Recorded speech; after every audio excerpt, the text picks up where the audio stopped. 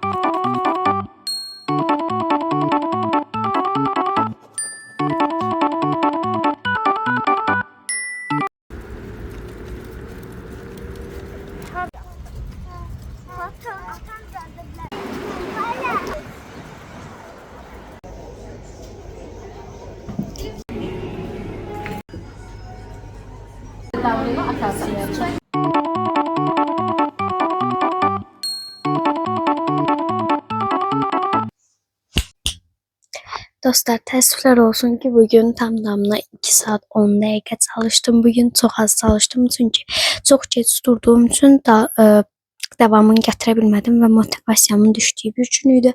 Amma əmin olun, sabah 10 saata tamamlayacağam və sabah motivasiyam çox yüksək olacaq və tezdən oyanmağa çalışacağam. Bu günlük bu qədər idi. Bye.